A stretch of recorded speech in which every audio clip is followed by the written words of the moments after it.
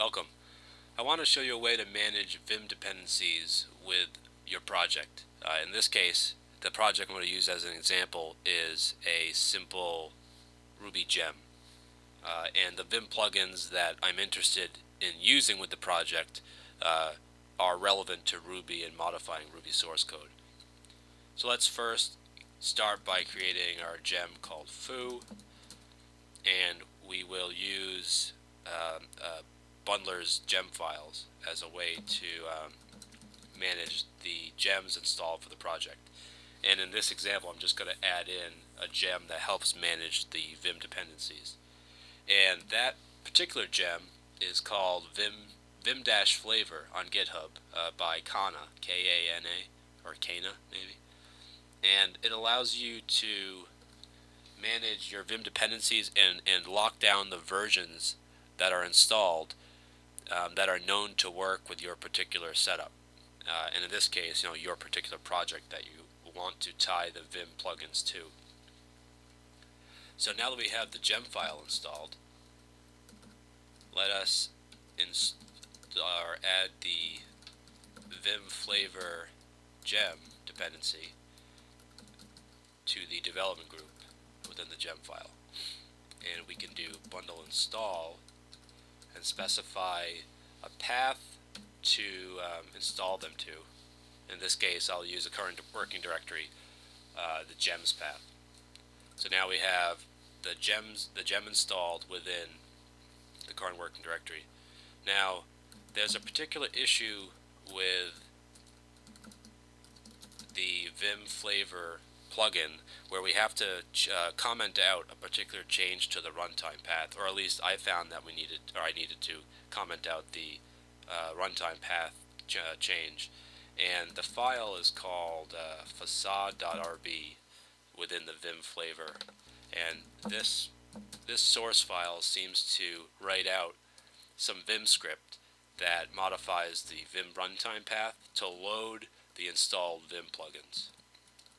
And this line seems to actually set the runtime path to the default, and it undoes what I changed within my vimrc to get this to work. So I needed to comment that out. So with that commented out, we can run vim-flavor, and it will install the dependencies or the Vim plugins that we want installed. But we haven't defined those yet. And how you do that is within a vim-flavor file. So vim uppercase V uppercase F, vim-flavor. And from within here, I want to take all of these Vim dependencies here and copy them in. Now this file takes a little bit of explaining here. There seems to be two types of identifiers, or I guess locators for Vim plugins. And one is if you kind of specify a GitHub-like path with the username, Kana, and the repository. And then the other one is when you just have like a single name down here.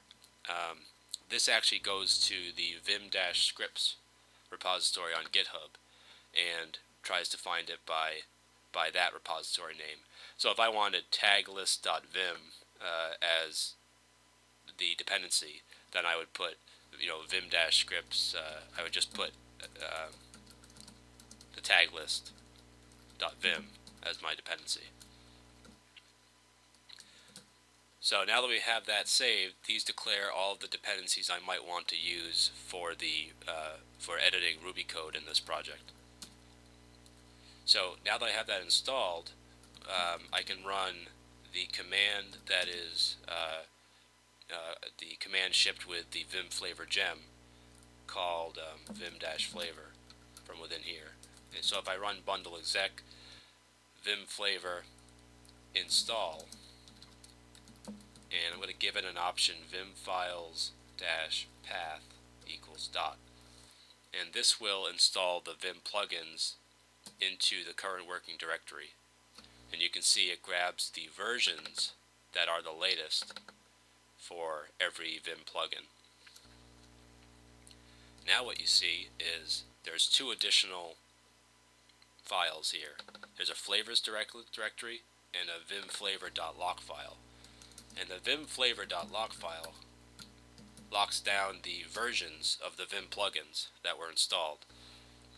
And if someone else, a different user, was to go in here and create the Vim plugins from the lock file, it would use all the same versions. So if I did a vim-flavor install again, it would make sure to use the same versions that were known to work with the project.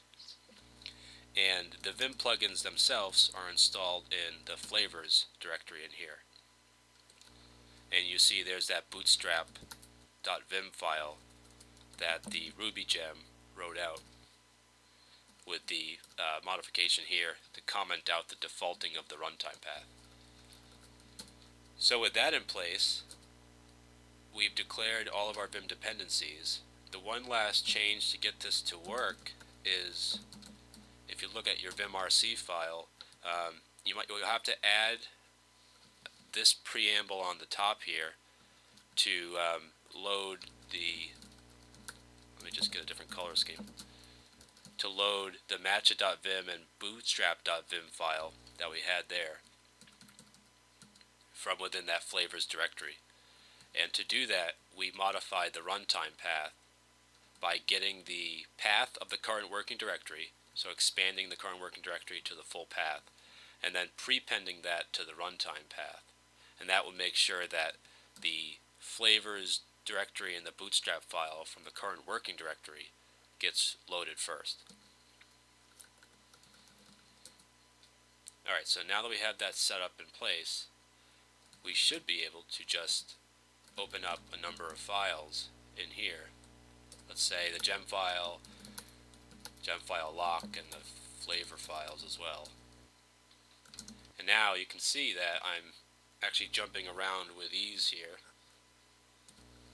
If I use Control K and Control J, I'm able to jump around to different windows, and you can see that I have a DWM plugin enabled because I have a master and slave set up with a master panes on the left and all the slave windows are on the right. But as I scroll through, each newly selected window gets a bigger proportion of the screen, and that's due to the golden ratio plugin. So then I can also do, just to make sure that in fact it works, I can also do the Ruby text blocks with select the inside of a block, select the outside, and all of that works as expected. So now I actually have all of those plugins active. So I might want to then create a Git repository and then add my vim-flavor files so that they are versioned with the project. And now another user could check out the project, make sure that, and then run vim-flavor install to make sure all of the versioned Vim plugins are properly installed. And to make sure that it doesn't work outside the project, if I go back a directory and I then try to open up those same files all from one directory back,